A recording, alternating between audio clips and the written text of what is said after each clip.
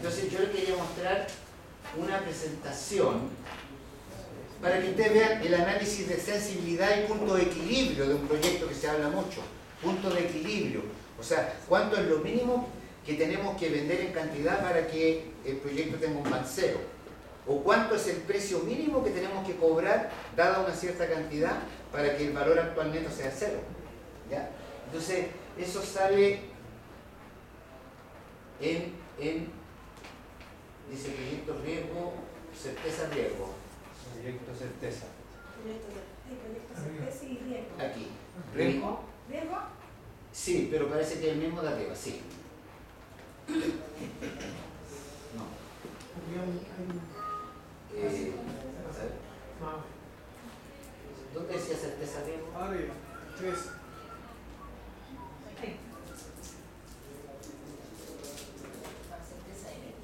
Ya. Entonces ahora.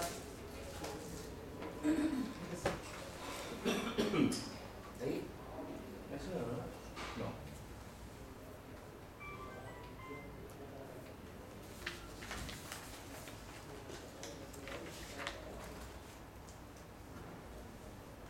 Bueno, alguna idea.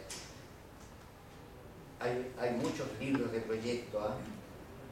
Incluso yo tengo también un apunte, un resumen, donde sale elaborado todo eso, qué se entiende por idea, qué es lo que es el perfil del proyecto, ya lo vimos, el perfil del proyecto en forma gráfica, qué es lo que estudio desde factibilidad, después el diseño, la ejecución, la operación, y después la reevaluación del proyecto. Tipos de proyecto también lo vimos, proyecto independiente, complementario y excluyente. Recuerden lo que dijimos de proyecto independiente, cuando uno evalúa un solo proyecto, el primero que evaluamos, siempre estamos comparando dos cosas. ¿Se acuerdan de esa presentación donde definí el TIR y el VAN? Arrendar un edificio para arrendarlo durante 2 años, esa es una alternativa. ¿Y cuál era la otra alternativa? Pescar la plata y comprarla en bono. Listo. Entonces, si el valor actual neto me daba 4,14, ¿ya? Significaba que ganaba 4,14 más que invirtiendo en bono. Exacto. Esto significaba. Y calculamos el valor futuro neto que era 5, ¿se acuerdan? Sí. Y que 5 en 2 años más es lo mismo que 4,14 hoy día, por el valor del dinero en el tiempo. Los 4,14 valor actual neto, si yo le aplico el 10% por 2 periodos me da 5. Y si los 5 los descuento al 10% por 2 periodos me da 4,14. Proyecto independiente. Los proyectos complementarios son proyectos, por ejemplo, Hidroaicén, hay 2 proyectos. Ellos hablan de 2 proyectos y están en estos momentos, perdonen la expresión, muy chileno, metiendo la puntita con poner, ¿no es cierto? Y está avanzando el proyecto, pues si la gente ya reclamó y el proyecto está avanzando. O sea, ¿en qué etapa están? Ya la Corte de Apelaciones dijo que sí. ¿Ya? A pesar de todo lo que la gente diga que no. Entonces, ¿cuál es el primer proyecto? Poner la central. ¿Ya? Hacer los diques y todo, y tenerlo ya tranquilito, la gente va a volver a protestar, se van a quedar tranquilitos otro tiempo, y después viene el tendido. El tendido que es casi más caro que poner la central misma. Entonces, esos 2 proyectos son complementarios, son desfasados. Obviamente que ellos los tienen evaluados como proyectos aparte y también lo tienen como un proyecto único. Los proyectos complementarios uno los puede, igual inversión en ferrocarriles. Una cosa es el tendido, no sé si quieren traer trenes bala tipo China, ¿ya? Para que tengamos choque acá. Así, si queremos eliminar China. Uno es el proyecto de evaluar todo lo que es la infraestructura móvil, en este caso el medio de transporte, y otro el proyecto de las estaciones. Esos son proyectos complementarios. Y excluyentes son los proyectos que uno o el otro, que cumplen el mismo objetivo. Por ejemplo, plantas termoeléctricas, 5 plantas termoeléctricas en vez de una hidroeléctrica en Aysén. Son proyectos alternativos. Si decidimos por uno, se descarta el otro. Y cuando evaluamos proyectos mutuamente excluyentes, el TIR y el VAN, no se le olvide, está en la presentación, pueden decir cosas distintas. ¿Ya? El TIR puede decir, mira, el mejor es el proyecto A, y el VAN nos puede decir el mejor es el proyecto B. Y nosotros vimos cuál es la serie de ventajas que tiene el VAN con respecto a la TIR. ¿Ya? están también ahí. Y hay un gráfico ahí donde está explicado, ¿se acuerdan del cruce de Fischer? Sí. Sí. Bueno, este es un buen esquema que hemos aplicado en este proyecto, ¿no es cierto? Este es un proyecto nuevo, el de la clínica. ¿Qué es lo que teníamos? Inversión inicial. ¿En qué cosa? En capital de trabajo y en activos fijos. ¿Y qué tenemos en el futuro? Esto es hoy, o puede ser en el futuro, pero la inversión siempre, en un proyecto uno tiene que hablar de inversión actualizada, porque los proyectos no solamente tienen inversión en el momento presente, como vimos en el proyecto clínica, la compra de equipos en el año 3 y en el año 4, todo es inversión. Entonces yo puedo juntar la inversión y acá tengo la inversión inicial actualizada y acá dejo los flujos nomás. O sea, yo tenía dos alternativas. ¿Qué es lo que hicimos nosotros? Pusimos la inversión en los flujos y los descontamos, que es lo mismo que haber pescado las inversiones aparte, haberlas traído para acá, ¿ya? Y haber comparado los flujos operacionales con la inversión actualizada, ¿ya? Y los retornos futuros son los flujos de fondo y el valor residual. Todo esto lo aplicamos, ¿ya? Y lo que nos faltó, que no tiene sentido, meter los flujos en la calculadora y calcular el plan. Teníamos la inversión inicial y teníamos los flujos, y en el año 6 que nos costó hacerlo, al final llegamos al flujo del último año y evaluamos el proyecto.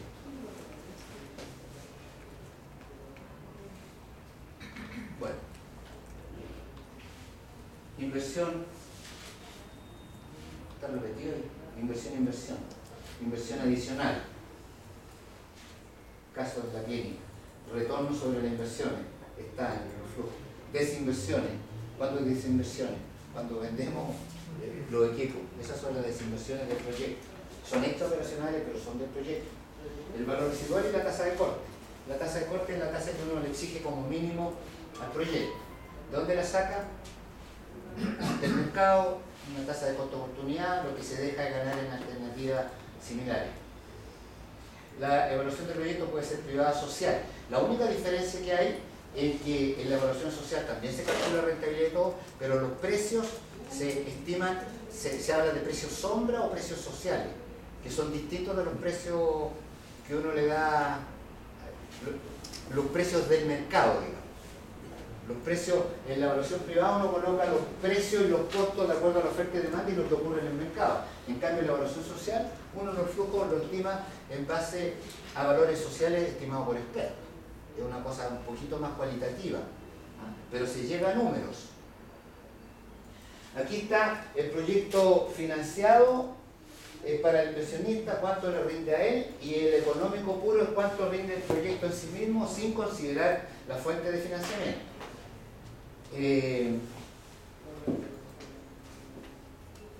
Bueno, ahí está lo que hemos explicado. Proyecto puro. Déjenme ver, quiero llegar. Los flujos económicos. Esto es importante ver los flujos, ¿eh? Tenerlo esto. Hay algunas láminas que son bien interesantes tenerlas. ¿Cómo llego al flujo neto de fondos? Tengo las ventas, el costo variable, el margen, tengo los costos fijos, la depreciación, la amortización intangible, tengo la utilidad antes de impuestos, ¿no es cierto? Tengo el impuesto y tengo la utilidad después de impuestos. ¿Qué tengo que hacer para llegar al flujo? Esta utilidad es contable, porque tengo restado gastos que no son salida de dinero. Entonces, yo sumo la depreciación y la amortización, la puse acá para ver cuánto era la salida de impuestos, como lo vimos ayer, ¿ya? Y después, como no hay flujo de caja, lo repongo y me da el flujo proyecto puro, el flujo de caja. En los estados de resultados hay muchos ingresos y gastos que no son movimientos de dinero ni lo van a hacer nunca. ¿Qué supuesto hay? Yo ayer le decía, pocas veces se habla de los supuestos. ¿Qué supuesto hay? Primero, que por aquí lo vimos con algunos, que los flujos ocurren el último día del año. Y no necesariamente así como dije ayer. O sea, ¿qué suponíamos? Que el 31 de diciembre vendíamos la máquina y compramos la máquina nueva de reemplazo. No supuesto. Suponemos que las ventas que ocurren durante todo el año, y a lo mejor ocurren más al principio que al final, ¿qué se supone? Que las ventas son las acumuladas a final del año. O sea, al final evaluamos flujos al final de cada periodo. Acá también hay un supuesto. ¿Cuál es el supuesto? Que todas las ventas, que los costos y estos costos fijos son todos movimientos de dinero. Y no necesariamente así, porque las empresas venden el crédito y obtienen crédito y los gastos los pagan después. Hay un desfase entre el registro contable y el movimiento de dinero. Siempre hay un desfase. ¿Por qué? Porque el ingreso yo lo anoto cuando entrego el bien o servicio. Me lo paguen o no me lo paguen, me lo paguen en 40 años después o no me lo paguen, yo lo anoto cuando entrego el bien o el servicio. El gasto, yo lo anoto cuando consumo o uso, aunque lo paguen 20 años después o no lo paguen. ¿Ya? Entonces, ese es un supuesto que uno siempre tiene que tener presente cuando uno evalúa un proyecto. Es el flujo económico o puro. El flujo financiero. Es lo mismo, pero ¿qué diferencia tiene? Los intereses y la amortización. Para llegar al flujo neto de fondos, tenemos que, como vimos en el ejercicio anterior, tenemos que considerar acá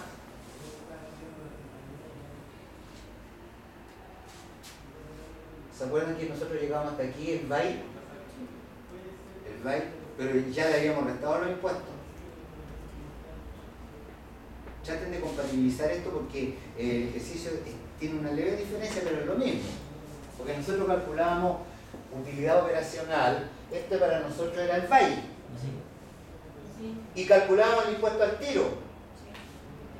¿No es cierto? Y llegábamos al flujo operacional. Y los intereses los poníamos aquí abajo, pero los poníamos después de impuestos. Claro. En cambio aquí si yo coloco el interés antes, ya me está afectando el impuesto. ¿Ya? Entonces, bueno, llego al beneficio antes del impuesto, le resto el impuesto, llego a la utilidad neta, contable. ¿Qué hago? Le repongo la depreciación porque no es flujo de caja, ¿no es cierto? Y pongo la amortización, porque cuando uno paga una deuda, eso no es gasto. Lo que es gasto es el interés. El interés es lo que es gasto. La devolución, la amortización no es gasto, pero el flujo de caja. Bueno, métodos de evaluación de proyectos, métodos no financieros. Métodos financieros, el valor actual neto y el ATIF. El índice de rentabilidad es dividir los valores futuros, los flujos futuros actualizados, lo divido con la inversión inicial. En vez de restarle la inversión inicial para calcular el VAN, ¿no es cierto? En el fondo el índice de rentabilidad se compara con 1. ¿Ya? Entonces, ¿qué es lo que hago yo? El índice de rentabilidad, valor actual de flujos futuros netos de fondo, y eso lo divido por el F0 en la inversión inicial. Si esto es mayor que esto. Ahora, el periodo de recuperación es muy sencillo. O sea, ¿cuánto es la inversión en el proyecto clínica? 5 millones. Entonces, ¿qué tengo que hacer yo? ¿Cuánto tiempo me demoro en recuperar los flujos? Entonces, comparo 5 millones. ¿Ya cuánto recibía en el primer año? 2.000. Todavía no recupero. Después 1.000. Llevamos 3.000. Todavía no recupero. Entonces, es una cosa intuitiva y bastante sencilla de ver cuánto me demora en recuperar los 5 millones. El proyecto me está generando plata. ¿Ya? Y lo puedo hacer con valor actual o lo puedo hacer en términos nominales. O sea, si yo tengo acá un proyecto 5.000 menos y acá tengo 3.000, no he recuperado nada. Y si yo acá tengo 2.000, bueno, ¿cuánto me demoro en recuperar el proyecto? ¿Cuál es el periodo de recuperación? 2 años. En términos nominales. Pero hay un periodo de recuperación que, como yo no puedo sumar ni comparar, entonces actualizo esto y supóngase que esto en vez de 5.000 acá me va a dar 4.200. Ese es el otro método del payback, el famoso periodo de recuperación de la inversión. ¿Ya? ¿En cuántos años? Tiene sus ventajas para proyectos cortos. Pero ¿cuál es el problema? Que yo me preocupo de cuánto me demora en recuperar la inversión. Pero ¿qué es lo que pasa después? Hay proyectos que uno recupera muy rápidamente la inversión, pero después queda la escoba, se transforma en rentabilidad negativa. O bien, a veces hay proyectos que se demoran más en recuperar la inversión, pero resulta que son súper rentables, tomando el periodo de vida útil total, porque el periodo de recuperación de la inversión no considera, ¿no es cierto?, lo que pasa después del periodo de recuperación. Lo único que me interesa es 5 millones, que muchas veces uno en la práctica hace eso, uno dice, a ver, voy a poner esta plata en cuánto tiempo más la recupero. Bueno, ahí están los métodos más usados. Punto de equilibrio. Ahí salen los supuestos. Recuerden que en el punto de equilibrio, ¿qué es lo que se da? Bueno, ahí está la definición. Esto es para que lo lean, ¿eh?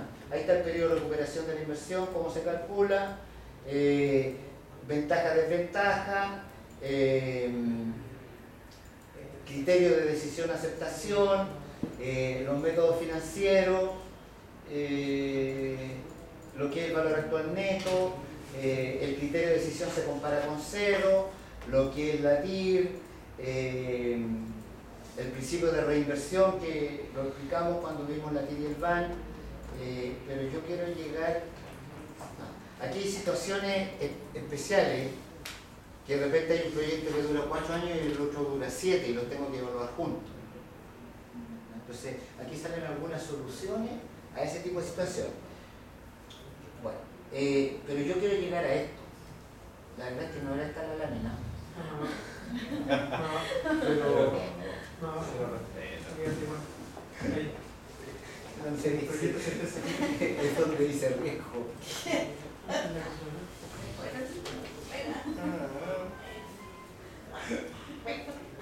Bueno, ¿qué hago aquí? Que me acuerdo.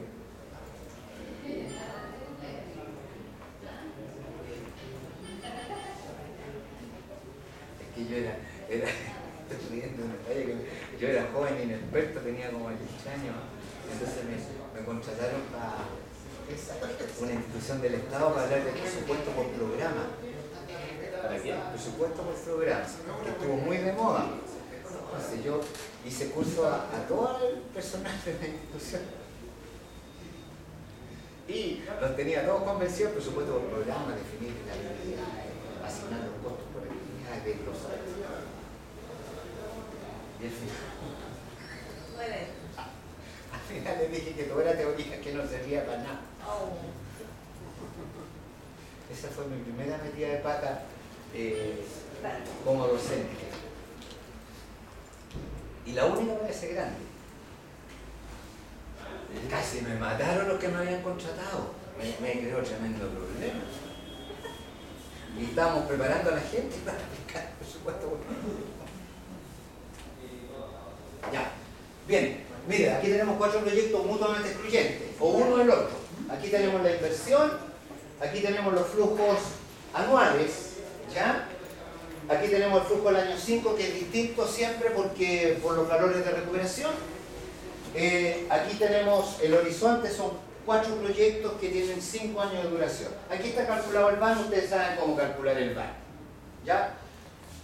Menos 50.000 CFJ. Más 15.000 CFJ, CFJ, CFJ, CFJ. 25.447 CFJ. El KI. El calculador entiende que están en orden.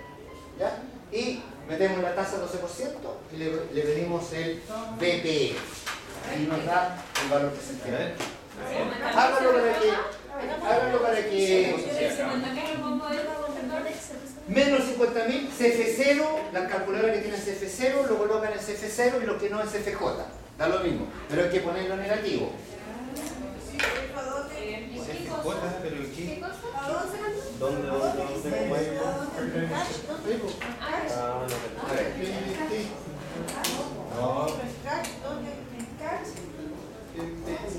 ¿Cómo hay que otro profesor? Ah, es que No, aquí Y el está el link, tiene que poner no el puedo sello. entrar a RNE con la otra no certificado.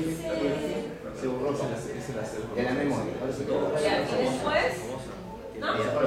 CFJ o es 50.000. Vamos, 50.000 en C. Cambio de signo. ¿Dónde está el cambio de signo? Ya.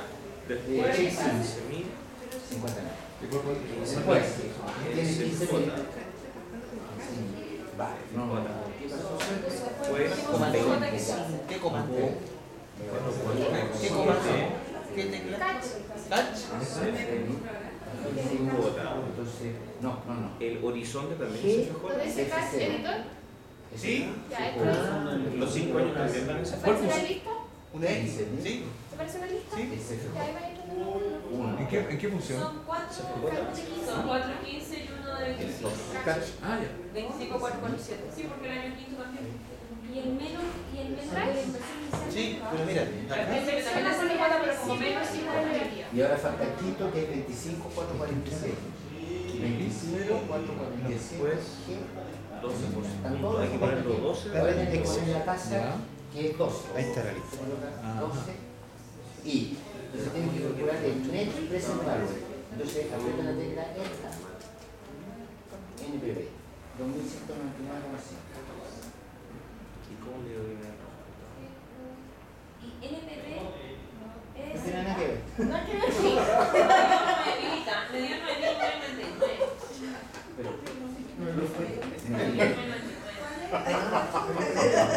Y así uno saca más. espérate. Entonces le van son 10.000.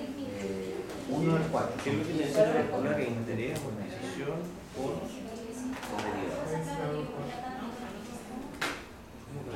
Claro, ¿cuánto debería ser el valor actual de la inversión? Ah, no, por metí 15.000. A esa tasa. 50.000. Van a esa tasa dice 250.000.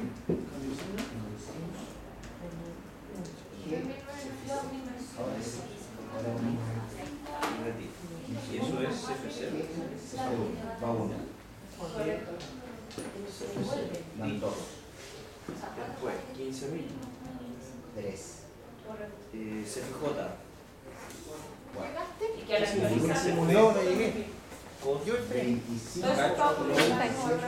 Cash flow inicial 50. Cash flow Eso, por lo total. cual de 15.000 Todos los hemos metido. y el del quinto año a 25. 12. Después, 27. No, no, no. 999. O sea, del mes. CFJ. Del 1 al 4 y Y joya. después con otro de 5 años es Da 9.999. Coma 50 y tanto, ya. 10.000. No sé por qué me da 6. O sea, si no digo Y pongo 4 veces 15.000. El periodo, no el primero, hoy, menos 50. Entonces, el flujo 1, Eso te va el actualizando. flujo 1 es 15.000. Supones 15 un año, después 15 el otro, normal, es lo mismo. ¿Qué hago cero? Si un cortocircuito que todo ahí está bien. Ya, pero el 2 ya son 15. Ya, pero el 2 No, estoy en eso. Voy a el entender. 4. Pero todo mismo. O sea, el 15.004 Pero pongamos una decimal. Y que poner la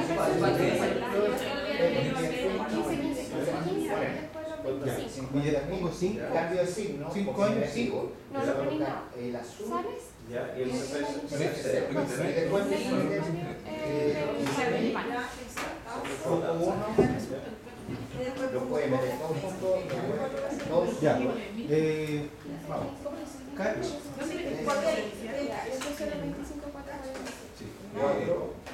Para llevar los proyectos. Está 4. Entonces ahora Empieza a ingresar los flujos. 4 con el 7. Ahora Está bien. Uno puede. Será 2 menos 2 para la casa. 15.000. ¿No son 5.000? están todos los jueces. La tasa es 12. Perfecto. 12 y Entonces tú tienes que calcular el NPV, Net Present Value. Ahora perfecto. Espera.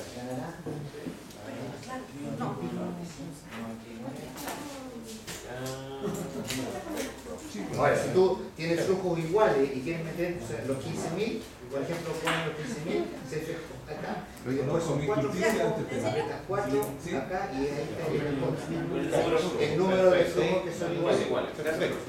Entonces, menos 50. ¿Cierto? Luego 4 y 15. Oye, J es igual de 1 al 4, 15. Son 4, 15. 15. Ah, porque no tenía profesor. 9.999,6. Ya. Cachando 0. Puedo que agarrar ¿A dónde? En vez de 4. 60. ¿Puede colocar un así?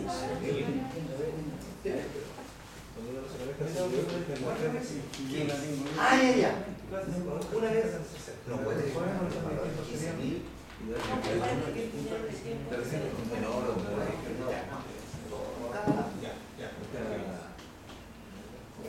Acuérdate que 15.000 hoy es más que 15.000 mañana. Matemática financiera. Matemática financiera, no lo podemos sumar. Ahí van todos. Ya. 25.445. Los otros 19 ya. Listo. Entonces, ahora salimos de acá. Escape. Es el 12%. En una fórmula uno busca a ti, lo coloca y te lo da el Editor y el en Excel. no sé qué significa. Hay una fórmula, tú NPV. buscas la fórmula. ¿Qué es NPV?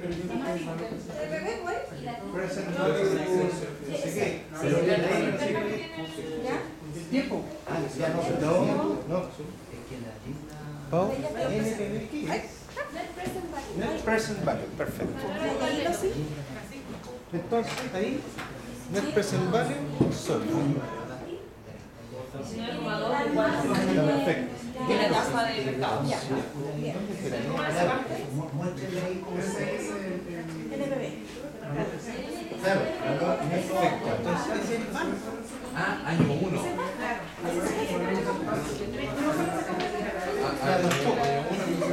Claro, sí, tú colocas los valores,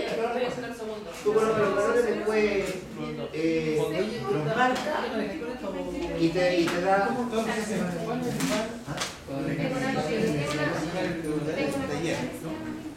Sácalo si te consigue que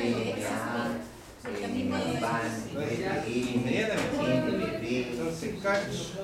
Y el ejercicio de ayer, ¿cuánto era la tasa de impuestos? 12. ¿El de ayer también era 12? No, venga, lo calculaba y era 20 para el económico y 0,8. 6, algo para el Acá, mira. 15,8.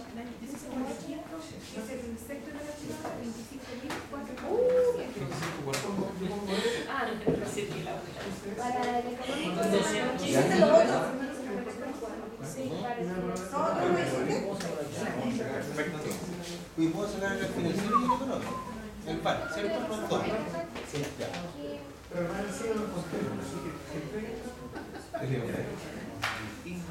Me he iniciado un mundo ignoto para mí.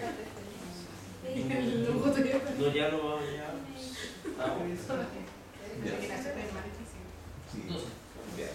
Ya, todos saben calcular el pan. Está acostumbrado al mundo Apple, sabe que estas cosas Y complicadas. el TIR, 19,2. miren, el TIR es súper fácil. Ustedes colocan este flujo, los flujos, y en vez de meter la tasa, le piden el IRR. Pero también puede ser Y obviamente, ¿Se coloca todo eso? Ah, yo veo. Sin tasa. claro, colocan los flujos, Sin nada tasa. más, Sin tasa. sin tasa, y le piden el IRR. Pero después de pedir, o sea, si yo pongo la tasa y pido el banco, después del banco, si aprieto el IRR, también me dan a ti. Sí, sí. Obviamente que aquí la TIR va a ser más del 12, obvio. En todos los casos va a ser más del 12. 19,2. ¿Está claro por qué? Porque si el VAN al 12 es positivo, la TIR tiene que ser menor. Porque la TIR es la tasa de descuento que hace que el VAN sea 0. Entonces, la TIR tiene que ser más que el 12 para que el VAN sea 0. 19, 20. Ahora porque es matemática, tengo que subir el denominador. Profe, la TIR 19,20. ¿En el primero? Sí. Sí. Entonces el cache está en los No, proyectos. La TIR. IRR. ¿Cuánto te dio a ti el primero? 19. Sí, bien. Que es como... ¿Cómo se lee los 10.000? ¿Ah? ¿Cómo se lee el VAN? ¿Cómo digo los 10.000? Ya, pero ¿por qué 12.000? Mira,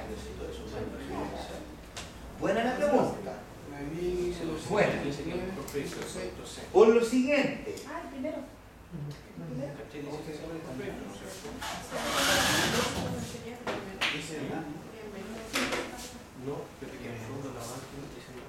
A ver, por lo siguiente.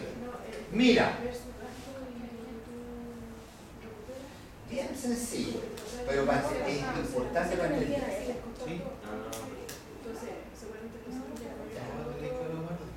Igual que el principio, pero Es sintaxis. Ojo.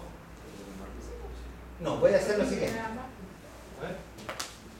Por favor, aquí para entender bien el VAN, yo lo digo porque yo tengo colegas de mi edad que no tienen claro lo que es el VAN y trabajan en proyectos. Yo lo digo humildemente porque saben calcularlo, pero no lo saben interpretar bien. Entonces, es bueno volver a las cosas básicas simples.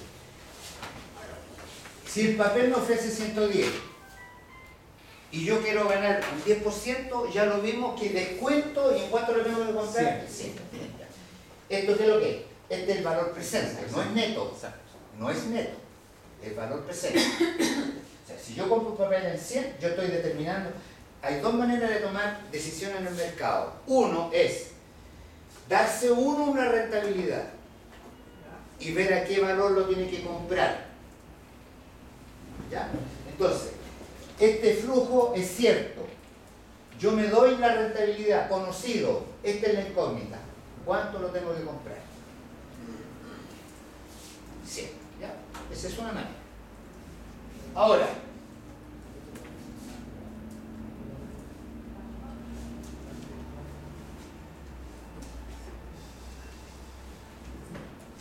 yo no me doy rentabilidad.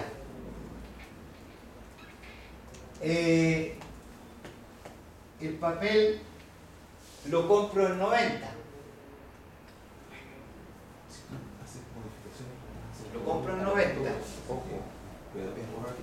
¿Qué puedo calcular aquí? La TIR. ¿Cuánto es la tasa? En más del tiempo. La TIR. ¿Qué hago yo?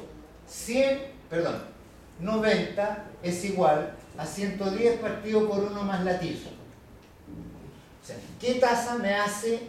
Recuerden, la TIR es la tasa que me hace que el base a cero. Ya. Calculemos, hagámoslo bien sencillo, pero hagámoslo. ¿Cuánto da la TIR? ¿14? 110 partido por 4 nos da 190. Se puede sacar con compuesto simple nomás. Sí, pues es una cosa súper sencilla. O sea, divide 110 por 90 menos 1. Pues 110 dividido por 90, ¿no es cierto? Te gana un 22%. Ya.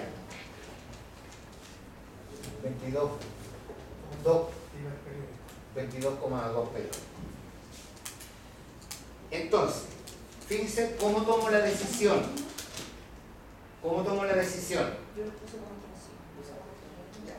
Compro en 90 porque ese es el valor que me lo venden. Y el papel dice que me van a dar 110. Entonces, ¿qué es lo que hago yo? Calculo la TIR. Me da 22,2. ¿Y qué es lo que hago? ¿Cómo tomo la decisión? Comparo la rentabilidad, la TIR, con una alternativa similar. Digo, pero el otro bono me da un 15, prefiero este. O sea, comparo tasa con tasa. En el otro caso, ¿qué hago? En el otro caso yo me doy el 10%, me digo, lo tengo que comprar en 100 para ganar el 10%. Ya. Si me lo venden en 100, quedo feliz porque yo quiero ganar el 10%. ¿No es cierto? Si me lo venden en menos de 100, más feliz todavía. Pero ahora, el PAN. Esta es la inversión. Yo voy al mercado y lo compro en 90. El papel me dice que en un año más me va a ganar 110. ¿Pero cuánto quieres ganar tú? El 10. calcula el VAN. Entonces, ¿qué es lo que hace? ¿Cuánto es la inversión? 110. El VAN es la inversión inicial, ¿no es cierto?, más el flujo actualizado. ¿Cuánto es la tasa que tú quieres ganar? El 10. ¿Cuánto es el VAN?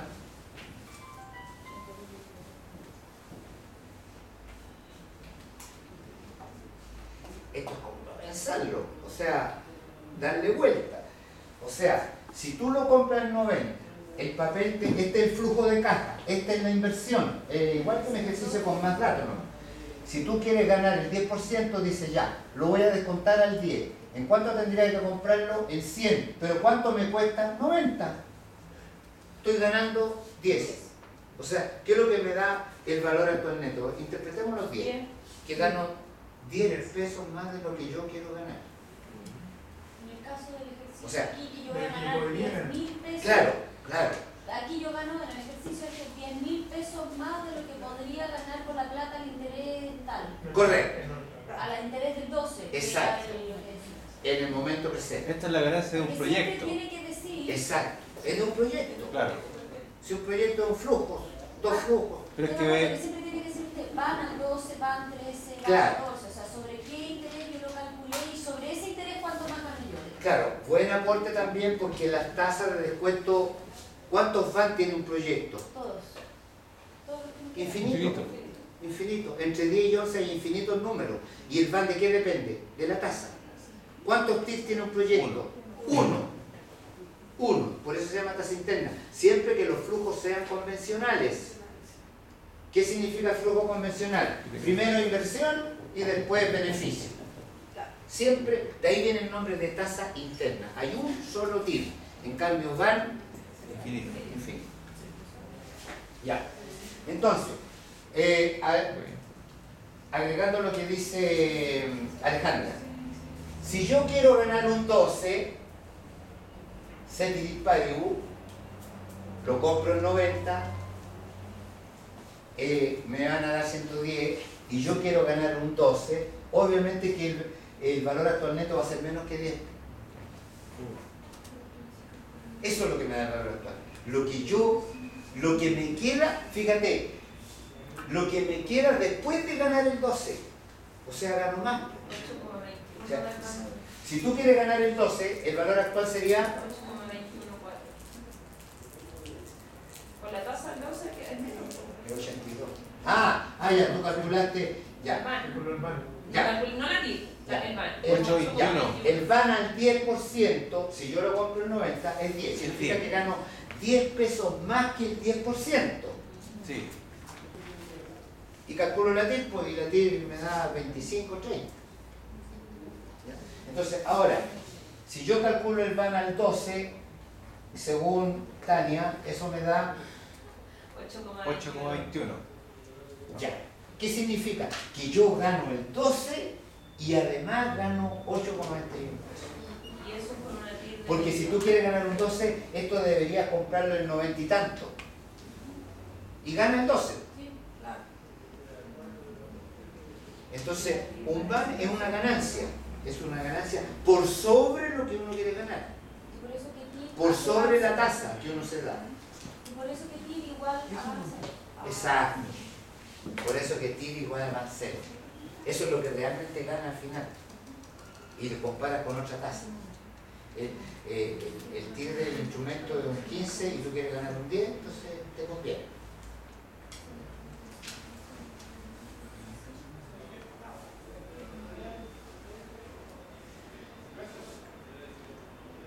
Bueno, esto teniendo claro que uno puede hacer muchos calculitos domésticos. Muchos calculitos domésticos más. El TIR y el VAN en proyectos son más flujos nomás. Pero uno a veces cuando tiene alternativa de invertir a 30 días o comprar dólares o cosas, o comprar fondos mutuos, o comprar bonitos por ahí, uno puede hacer estos cálculos. En ambos casos la TIR me dio 22,22. Sí. de comprar, digo, refrigerador a 12 meses. todo, primero uno puede evaluar alternativas de financiamiento. Tú vas a un banco y te dice la tasa, pero no solamente la tasa. ¿Ya? Hay una cuestión de las comisiones, los seguros de gravamen y todas esas cosas que hay que meterlas también. Eso no me Ahora, la cuota. otra alternativa, ¿en qué se aplica esto? Por ejemplo, ¿cuándo conviene vender un auto? También hay modelos de matemática financiera, ¿ya? En que te dice que un auto te conviene venderlo a los 4 años. ¿Qué consideran? La desvalorización por el tiempo, la vida útil, ¿no es cierto?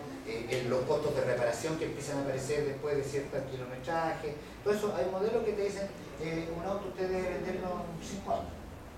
Un auto nuevo. Otra alternativa. A ver, ¿qué te conviene más? ¿Qué te conviene a ti? Uno tiene que asumir riesgo también y tiene que hacer presunciones. Yo les conté de una vez que la tasa de interés del banco era bajísima y los fondos, el fondo A de la AFP llegó a rendir un 30% real anual y tú pagabas un 10% por un préstamo. Entonces, si tú tienes capacidad y te prestan 20 millones de pesos, ¿no es cierto?, a 48 meses, pesca esos 20 millones, lo coloca en el fondo A y eso se llama apalancamiento, ganar plata sin moverse el escritorio. Estáis pagando un 12% anual acá y estáis ganando un 30% acá. ¿Ya? Profesor, en el proyecto independiente del BAN que yo quiera calcular, o sea, la tasa de mercado, la TIR siempre va a ser la misma, si sea que yo lo haga con un BAN al 12, al 14, al 18, al que sea, la tasa, el TIR siempre va a ser igual. Sí, siempre va a ser el mismo. El TIR es uno solo. Porque claro, porque mantengo igual los flujos. Claro, el TIR se usa mucho para el cálculo de bonos. Aparece en el diario siempre una tabla en economía y negocio, tasa de interés promedio. ¿Y qué es lo que se hace? En el fondo, en los bonos hacen esto. Este es el valor de venta, este es el valor que se transan en el mercado hoy día, no venta. Y los papeles son flujos que están inscritos. ¿Ya? En vez de uno son 20 flujos. Entonces, ¿qué es lo que hace uno? Y esta tasa de interés promedio varía todos los días porque depende cómo se transen los bonos. Por ejemplo, si el mercado va para arriba, el valor de las acciones sube, ¿ya? La gente desinvierte en bonos, invierte en acciones. Y si viene el desplome y empieza como ha estado la cosa, ¿qué hace la gente? Se refugia en instrumentos de renta fija. Y si los instrumentos de renta fija son muy... ¿En qué se refugia la gente? En el oro. El oro subió como un 100% en 2 años. Valía 700 y ahora vale como 1.600 la onza de oro. Y finalmente, ¿qué es lo que dicen algunos economistas hoy día? Como la cosa está tan, como que los dólares suben y bajan, llegó como a 540 y ya está en menos 500 hoy día. ¿Ya? Y como que las acciones suben y de repente bajan y los bonos suben y bajan. Un término que he escuchado de algunas presentadoras, el refugio es el colchón. ¿Qué significa que el colchón? Deje la plata en la casa, espere. O sea, lo que siempre... Eso va contra lo que usted nos dijo el año pasado. ¿Ah? Usted el año pasado nos dijo exactamente lo contrario. Claro, por eso. Nunca deje la plata en el colchón. Pero ¿sabes? El año pasado era el mandamiento número 11 era nunca deje la plata en el colchón. Y ahora... Eso es cuando las personas actúan racionalmente y el mercado es racional. Hoy día el mercado es totalmente irracional porque está muy metido, ¿no es cierto?, los temores y las expectativas de la gente. Hoy día hay una convulsión, hay un despertar mundial, ¿no es cierto?, hay manifestaciones, Chile es una manifestación más, ¿ya? Y nadie sabe lo que va a pasar. Entonces de repente por eso si el mercado está nervioso, está volátil. O sea, ¿qué significa? Que en un día el valor de las acciones es así. En un día. De repente a las 10 de la mañana dice el mercado está rentando un 2% y de repente a las 11 de la mañana está rentando un menos 3%. Por las noticias que están pasando. ¿Ya? Entonces, el colchón hoy día, pero de todas maneras, hay una alternativa que en Chile que siempre es buena. Depósito a plazo UF más alto. Ahí esos seguros, los bancos chilenos son los más seguros del mundo, te reajustan el capital y ganan un poquito, te darán un 0, algo, pero ganan. En romperse los colchones. Claro, igual hay unos economistas que dicen mejor recuerdo el colchón. Claro, pero es un muy mal proyecto. No metáis la plata ahí. Bueno, ya. Pero sigamos. Con PMT. Yo quiero ver el punto de equilibrio.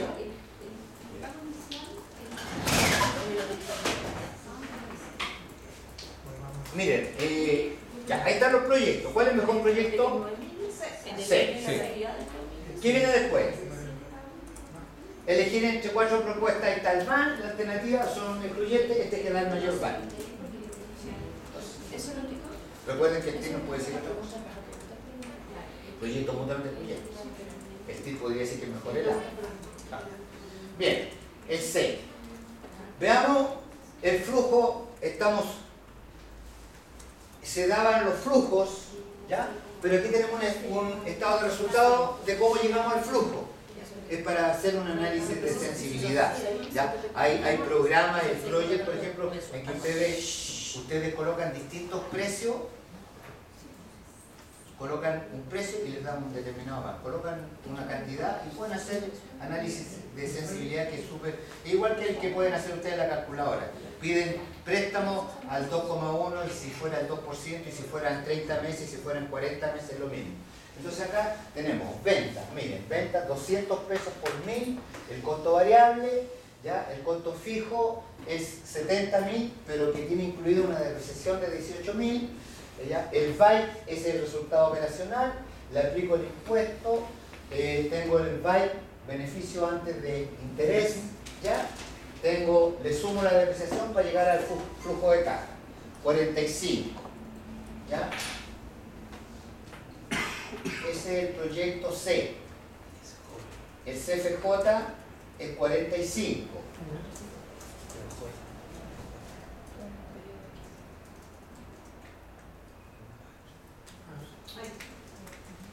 45. Lo estoy reconstituyendo para arriba.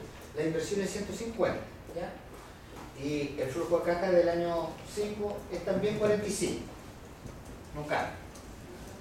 Entonces, inversión inicial, ahí está los 150 y ahí está el más que habíamos calculado, pero con todos los datos para arriba. Entonces, ahora bien, análisis de sensibilidad. Entonces, si se fijan en el proyecto, vendía 1000 unidades, ahí, 1000 unidades a 200. Entonces, veamos acá el análisis de sensibilidad. ¿Qué pasa? Si yo coloco 900, puedo recalcular el flujo. Obviamente que en vez de 45 me va a dar 36. Si yo vendo 950 unidades, en vez de 45 me va a dar 40.500. Si vendo más de 1000 unidades, en vez de 45 me va a dar más de 45. Y calculo el VAN. ¿Ya? Y calculo el VAN. O sea, si yo vendo 900 unidades, no me conviene, VAN negativo. ¿Ya? ¿Dónde está el punto de equilibrio? Entre 950 y 1050. Ahí hay una cantidad que yo tengo que vender para que el VAN sea 0. Cuando el VAN es 0 hay indiferencia. Significa que recupero la inversión. Entonces,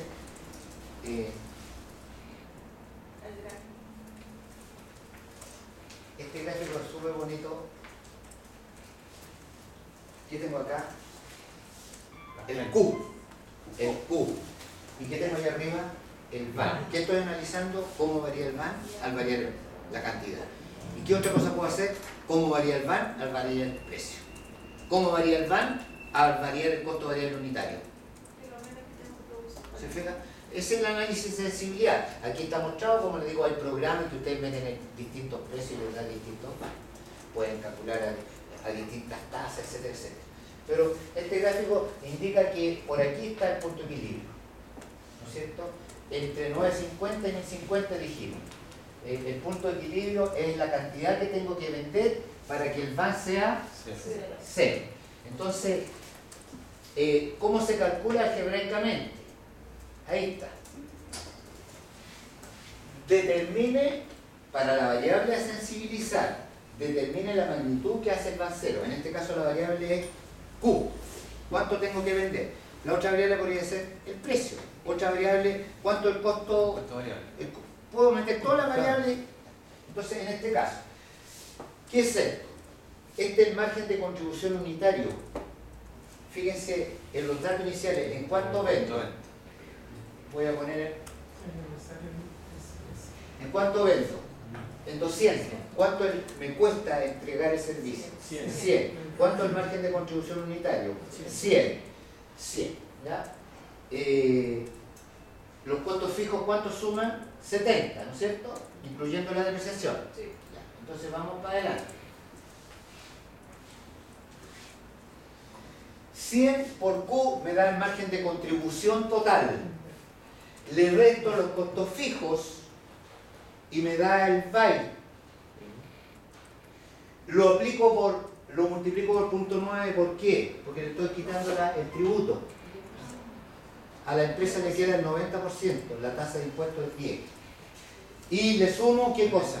La depreciación. ¿Va a llegar a qué cosa? Al flujo de caja. Va a llegar al flujo de caja. Entonces, finalmente llego acá, 90 veces, multiplico 90 por Q menos 45, ¿ya?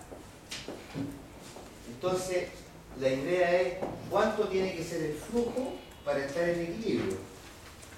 ¿Qué es lo que es esto?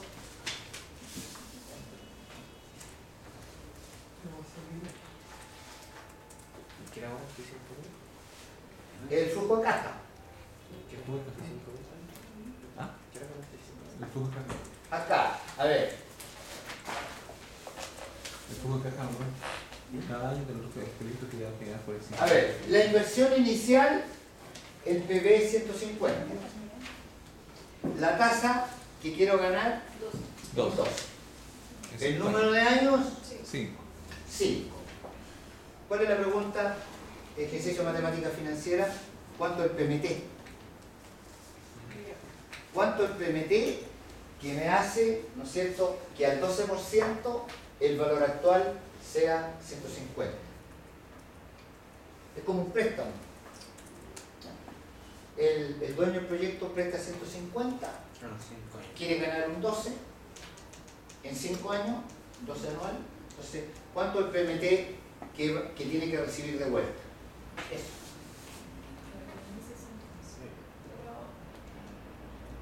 Ese es el flujo de caja que tiene que recibir. Ya. ¿Y dónde encontramos el Q?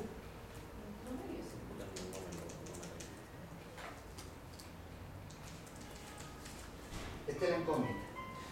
Acabamos de encontrar el flujo de caja, 40 y tanto. Entonces, vemos cuál es el Q que hace que este lado de la ecuación sea igual a este lado.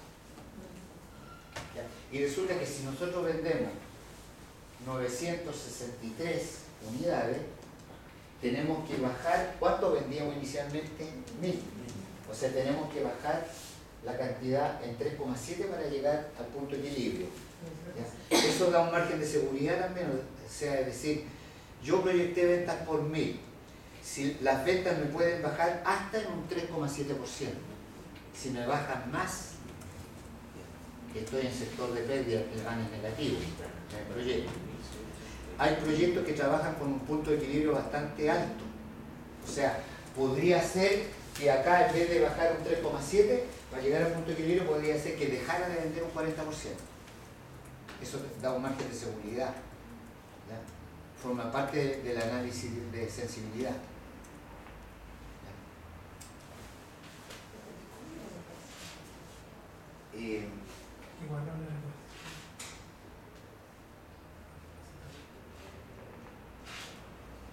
Profesor. Bueno, a ver, aquí, déjenme ver. Este es lo mismo, pero para el proyecto A. También se supone los flujos dados, déjenme ver el proyecto A, calculo el punto de equilibrio, y ahí estas condiciones en caso de incertidumbre. Profesor, Después viene el riesgo. ¿Sí? no entendí cómo llegó al punto de equilibrio 963. ¿Ah? ¿Cómo llegó al 963?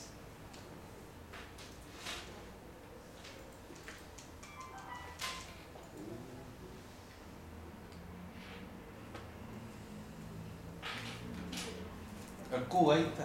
Ahí está.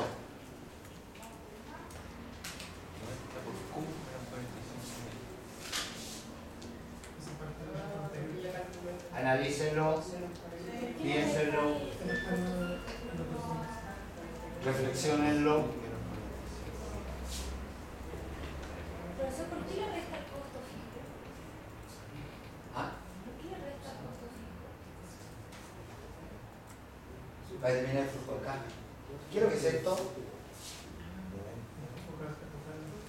¿Ah? El flujo de caja, ¿no es cierto? Claro. ¿Cuál es la incógnita? Esto me da el margen de construcción total menos el costo fijo, me da la utilidad antes de impuestos, lo multiplico por 0.9 para ver lo que le queda a la empresa, me queda el 90%, y le sumo la depreciación para que me llegue al flujo de caja. Entonces, ¿qué tengo que determinar yo? ¿Cuál es el Q?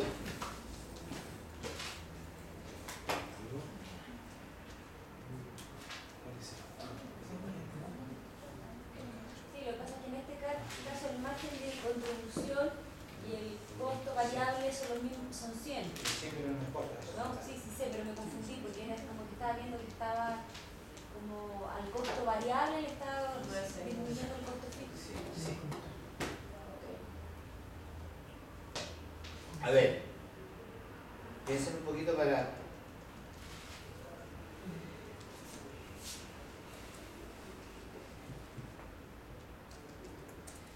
Aquí lo importante es eso. Esto está claro que esto es un flujo de caja. Sí. Esto es un flujo de caja. Donde la incógnita es Q. O sea, la pregunta es, ¿cuánto tiene que ser Q para que el flujo de caja sea? Y ahí la pregunta. Entonces, ¿qué es lo que tenemos allá? ¿Qué es lo que es este flujo de caja? Miren, ¿cuánto invierte? 150. PB. Sí, PB. eso es PMT. ¿Cuánto es la rentabilidad? 2 anual. Número de periodos. 5 años. ¿Qué estamos calculando? PMT. Ya. Entonces, en el fondo, este tiene que ser el flujo de caja igual para que al actualizarlo al 12% me sea igual a, a la inversión inicial. Estoy en el punto de equilibrio. ¿Cuánto tiene que ser el flujo de caja? Al 10% en el fondo para que me dé un van cero. ¿Pero qué tiene que ver 963? Ah, ya. La mínima. Es que resulta que el flujo de caja, César, tiene que ser 41.611 para que el van sea cero. Sí. No sé si eso está claro. Sí. Sé el flujo de caja. Este tiene que ser. Pero resulta que en la lámina anterior. No, esa es la. ¿Qué es lo que dice?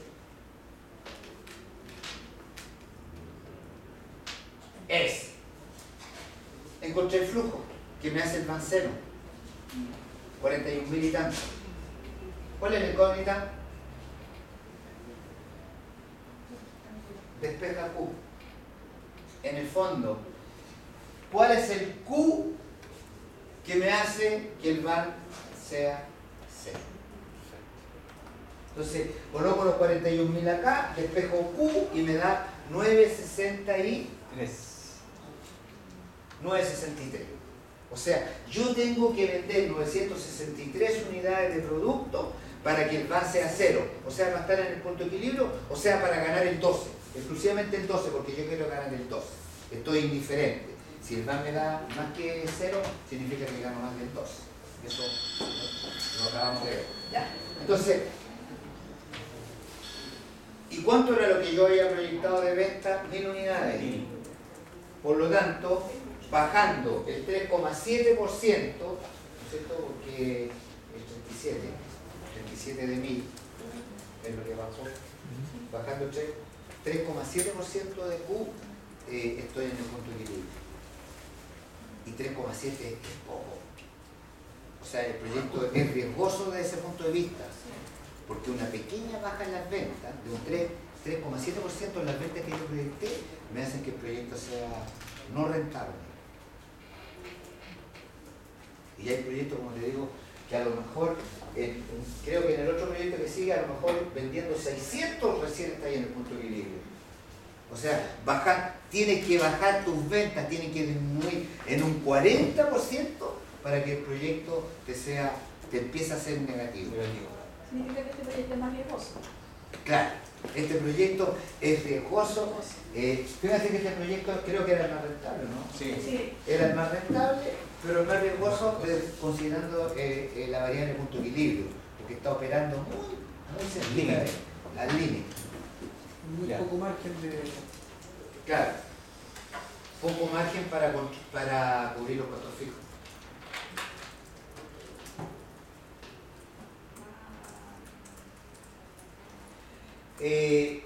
Miren, aquí hay una cosa que yo considero entretenida más que de aplicación práctica, esto de los criterios. Pero siempre en la vida, así cuando uno piensa de cera, estos son los escenarios posibles. Esto es para tomar decisiones en condiciones de incertidumbre. No sé si han escuchado del método Minimax, Maximin, Maximax. Entonces, yo tengo 4 alternativas. Siempre cuando uno toma decisiones, tiene que poner la alternativa, este conjunto de alternativas, y estos son los escenarios posibles. ¿Ya? Vamos a tomar una decisión de invertir en acciones. Vamos a poner 4 escenarios, ¿no es cierto?, de que el mercado se empieza a recuperar con las medidas que se están tomando, ¿ya?, etcétera.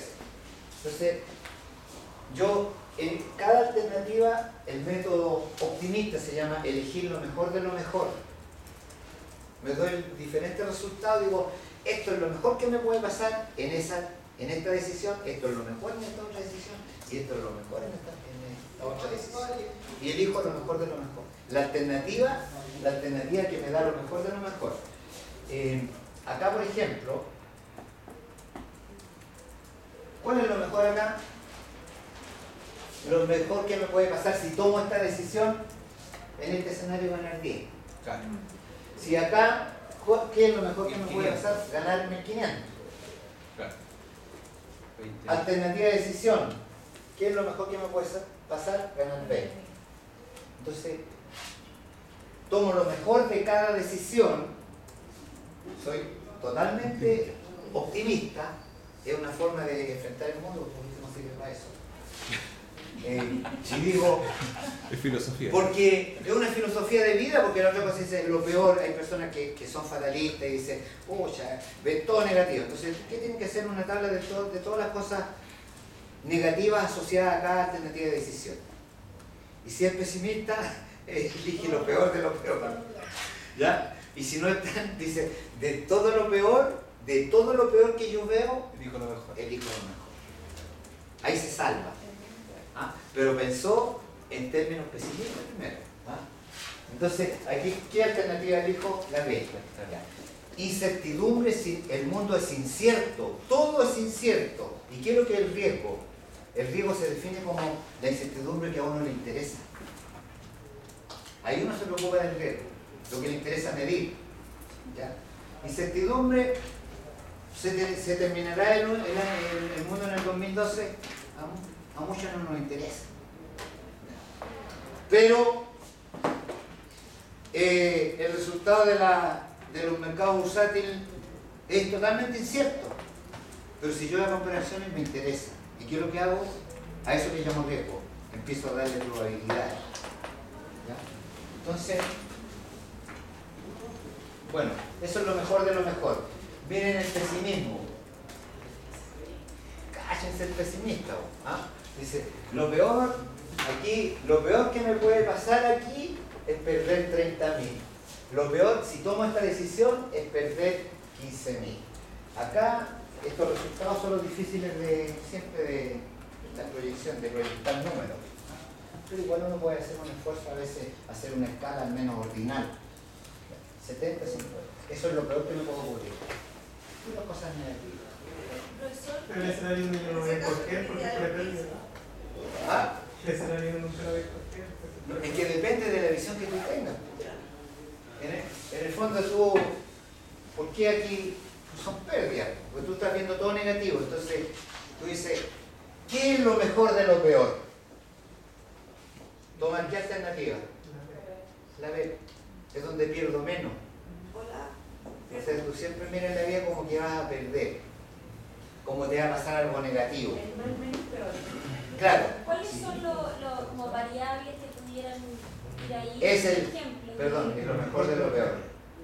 Es la que tiene menos pérdida. Pero siempre, el pesimista siempre pierde.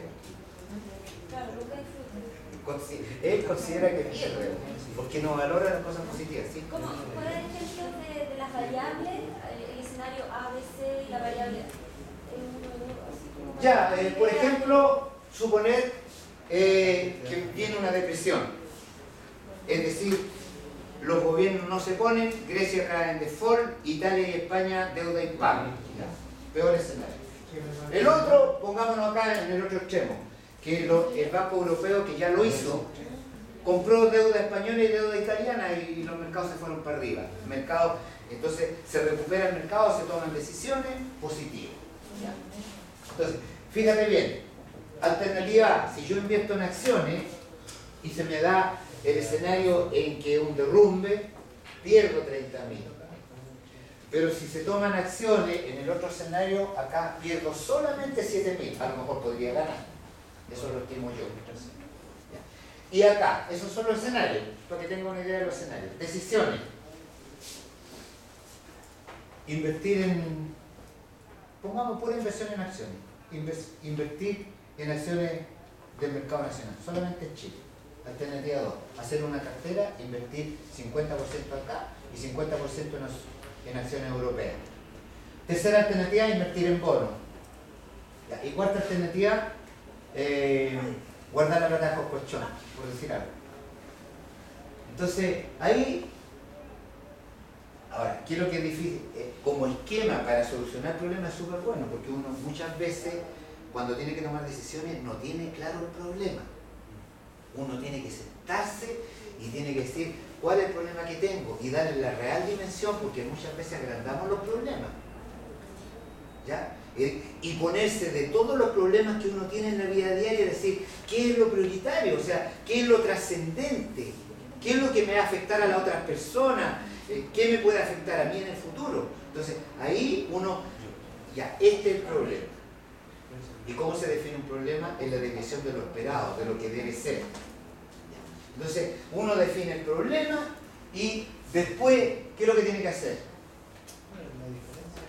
¿Cómo soluciona el problema? Entonces uno dice, ¿hablo con la persona para arreglar la relación con mi jefe o no hablo con mi jefe? ¿Ya? Entonces, escenarios posibles, ¿ya? Podría ser, hablo mañana cuando hay un cóctel o voy directamente a la oficina. Esos son ¿ya? Las condiciones son distintas. ¿Ya? Ahora, lo que uno tiene que tener claro es que las acciones tienen que ser mutuamente excluyentes y los escenarios tratar de separarlos. O sea, de que no se mezclen los escenarios, ni que se mezclen las decisiones. Ese es un ejercicio que uno tiene que hacer en la vida. ¿Ya? Entonces, ahí el problema de todo esto, uno lo puede aplicar, ¿ya? El problema de todo esto es determinarle valores. Y si no, uno no le puede determinar un valor cuantitativo, le puede determinar un valor cuantitativo. Por ejemplo, hay una materia, yo no sé si los de segundo vieron árboles de decisiones, ¿ah? Que es bueno como herramienta de análisis. Es decir, mire, yo tengo que hacer una fiesta, un matrimonio. Entonces, alternativa de decisión, en el patio Esto era el otro. ¿En el patio de mi casa o lo hago dentro de la casa? Esta es la decisión que yo tomo. Escenarios posibles que se pueden dar. Llueve, no llueve. Acá, ¿qué se puede dar? Llueve y no llueve. ¿Ya? Entonces, ahora establezco los resultados asociados a cada alternativa. No le puedo dar número, pero ¿qué puedo decir? Si lo hago en el patio y llueve, ¿no es cierto? Entonces, caos, la gente, trasladar todo, va a estar el asado afuera, la gente, etcétera, etcétera. Lo mido de alguna manera, cualitativamente. Si no llueve, lo pasamos después, nos tiramos a la piscina, nos mojamos igual. Pero no la carne. No, pues si no llueve. Ya no había captado muy fina la acotación. Nos mojamos igual, pero dentro de la piscina. Ya. Y dentro de la casa uno puede decir, si no llueve, vamos a estar incómodos, no vamos a poder bailar, nos vamos a pisar, qué sé yo, ¿ya? Y si no llueve, chute, arrepentimiento, ¿por qué no lo hicimos en el patio? Lo habíamos pasado bien, qué sé yo. Y si llueve, apretaditos pero contentos. Por ejemplo, como herramienta de análisis. Esto sirve como herramienta de análisis. O sea, ahora, cuando uno ve árboles de decisión, esto es para evaluar proyectos también. Uno dice, ¿qué es lo que hago? ¿Planta chica o planta grande? ¿Qué pasa con la planta chica? Me pongo el escenario. Si la venta es tanto, si la cosa prende y tengo una planta grande, excelente. Pero resulta que si vendo poco, instalaciones, elevado costo, etc. Yo al menos estas cuestiones yo me entretengo, porque trato a veces de pensar en estos términos, ¿ya? Especialmente para los problemas diarios que uno tiene. Uno a veces está metido en una cuestión y de repente dice, perdón, me estoy dando cuenta en esta lecera que en realidad no tiene ninguna trascendencia, está en mi cabeza, no le importa a nadie. Lo verdaderamente trascendente es que no me despedí de mi hija y salí enojado. Eso podría ser trascendencia. ¿Ya? Entonces, esta es una forma de solucionar problemas, los árboles de decisión. Hay que proyectar. ¿Sí? El problema aquí es cuantificar. Siempre cuando uno hace un proyecto, el problema es cuantificar. Y hoy día con la ayuda de la tecnología podemos hacer análisis de sensibilidad de todo. Ya. Bueno, vamos a mostrar. No, todavía no. Ya. Sí, es que yo no tomo desayuno. ¿Cómo hace semejante pecado? Bueno, después viene acá una cosa que es bastante comprensible, que quisiera, que nos gusta harto, la cuestión de riesgo cuando uno asigna probabilidades. ¿Ya? Y también la asignación de probabilidades es muchas veces subjetiva, porque las situaciones pasadas no nos aseguran que se vayan a repetir en el futuro. ¿Ya? Pero los modelos financieros casi todos tienen riesgo, o sea, tienen probabilidades. Aquí voy a... Miren. Una cosa que es importante, como digo, estoy viendo las cosas fundamentales. Uno en los proyectos tiene que incorporar el riesgo. Si uno incorpora el riesgo en los flujos, tiene que descontar una tasa libre de riesgo, a un RF que se llama. Porque ¿qué pasa? Mire, si yo, por ejemplo, para considerar el riesgo me pongo conservador, ¿ya? F0, y en los flujos FN, yo me pongo conservador y me pongo flujo tipo pesimista por si acaso. ¿Qué pasa si además incorporo el riesgo acá abajo, en el R? O sea, si yo incorporo el riesgo acá abajo, ¿qué va a pasar con el R? Lo voy a aumentar. Yo le voy a exigir más proyectos. Pero si le incorporo el riesgo acá y lo incorporo acá, estoy perjudicando o favoreciendo el proyecto. Porque fíjense que si yo subestimo los flujos y para incorporar el riesgo acá abajo aumento la tasa, estoy el proyecto. Estoy perjudicando. Castigando. Lo estoy castigando. Es mal pensado. Gracias. Lo estoy castigando. Me faltaban rayitas, pero. Entonces, ahora, si yo considero flujos ciertos, digo, estos flujos, me voy a poner el punto medio, voy a ser bien realista, hago un buen estudio, los flujos ciertos, entonces yo hago un análisis de sensibilidad incorporando el riesgo acá.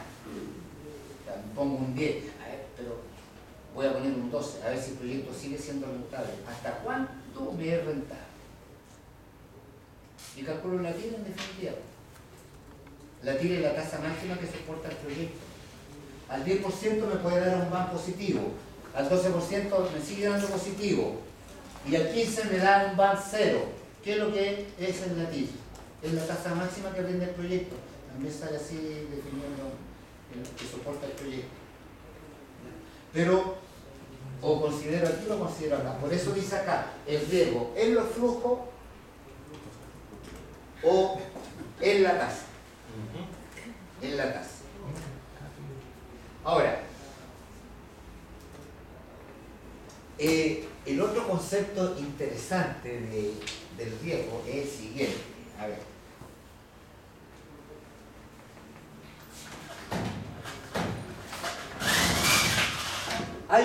En finanzas, hay una variable matemática que es súper importante y que uno la puede usar en la vida en muchas cosas. El coeficiente de correlación entre dos variables. El coeficiente tiene una fórmula, pero es súper sencillo. Variable X, variable Y. ¿Qué es lo que mide el coeficiente de correlación? Es la relación matemática que hay entre dos variables. Por ejemplo, ustedes en la calculadora pueden meter variable X, porcentaje de asistencia a clases. Listo. ¿Cuántos valores puede tomar? Infinito. Vino el 1%, vino el 3,4% de la clase, puede dar cualquier valor. Y acá, variable I, nota final. Entonces yo coloco la variable, los valores, 10, ya, este vino el 10% a clase y sacó un 1,5. Este vino el 50% a clase y sacó un 4. Y este vino el 100% de las clases y sacó un 7. ¿Qué podemos hacer aquí? Que las variables están muy correlacionadas. Y yo hago esos estudios a veces en las notas de los alumnos. Normalmente el mejor alumno en una prueba, la nota de la primera prueba con las otras tiene una alta correlación. ¿Ya? Entonces, el coeficiente de correlación, que es una fórmula aritmética, ustedes meten los valores en una calculadora, en los X, meten los Y y le piden el coeficiente de correlación y le da un número. El número puede ser -1 o puede ser +1. Que sea 1 significa que están perfectamente correlacionados. Es decir, que si esta variable sube el 10%, esta variable también sube un 10%. O sea, funcionan igual, así, se mueven así, exactamente igual. Correlación. Es lo mismo que tener una sola variable. ¿Ya? Ahora, correlación negativa es todo lo contrario. Una va para arriba y la otra va para abajo. Esta empieza a bajar, la otra empieza a subir. Entonces, en los textos hay un gráfico que a mí me gusta mucho, y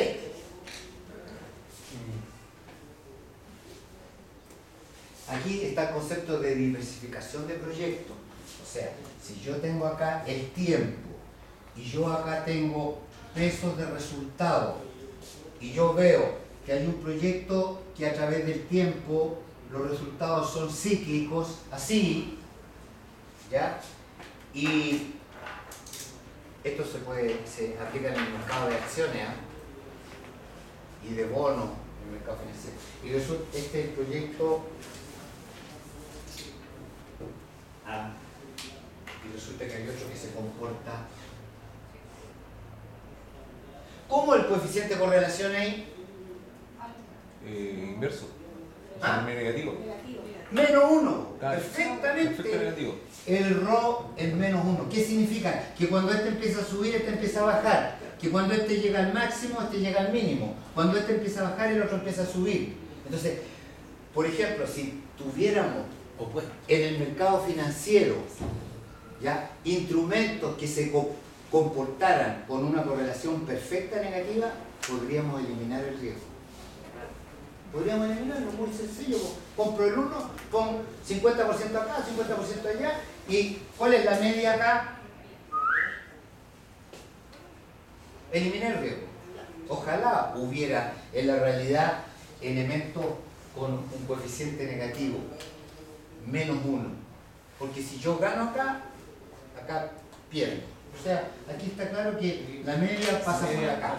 No tiene variabilidad. ¿Y es por eso que se pide diversificar la cartera para tratar de generar eso? Claro, a eso voy. Porque lo que vieron en finanzas, las carteras de inversión, es lo mismo que los proyectos de inversión. Los proyectos son carteras, o sea, Lucic, Angelini, los Mate, todo lo que tienen grupos de empresas, hacen, evalúan son carteras de proyectos que ellos tienen. Tienen acciones de minería, acciones de banco, acciones de agrícola, acciones en el sector eléctrico. Entonces tienen carteras, diversifican. Ellos no, casi el único riesgo que corren es el riesgo país. ¿Y cuál es el riesgo país? Que Chile de repente quede un desastre. Y el riesgo es bajo. Entonces, hay otros casos en que una cosa se comporta así, ¿ya? Y la otra cosa se comporta asá. ¿Cómo el coeficiente de correlación acá? Totalmente positivo. Aquí da lo mismo que yo tenga da lo mismo que tenga los dos instrumentos o tener uno solo. Da lo mismo. No diversifico. ¿Ya? Este de arriba, este de abajo es B. ¿Ya? Entonces este es el B y este es el coeficiente de correlación más 1. ¿Cómo es la realidad? Los coeficientes, por ejemplo, hablemos de los retornos, rentabilidades de las acciones. ¿Cómo son en la práctica? ¿Cómo es el RO? Mayor que 0. Veamos el caso de los precios de los bienes y servicios. ¿Se comportan el precio del trigo con el precio de la benzina? ¿Tienen una correlación perfecta negativa? No. O sea, que uno suba un porcentaje y el otro baje. No. ¿Tienen un comportamiento perfectamente positivo? Tampoco. No todos los precios suben igual, ni todos los precios bajan igual. ¿Cómo es el RO de los precios? ¿Es mayor que 0? Sí. Y menor que 1. El RO de los precios y de las rentabilidades de las acciones es mayor que 0, o sea, no es el precio de un producto no es independiente del resto. Tiene algo que ver. Esa es la idea de coeficiente de correlación. ¿Ya? Y es menor, no es sin igual.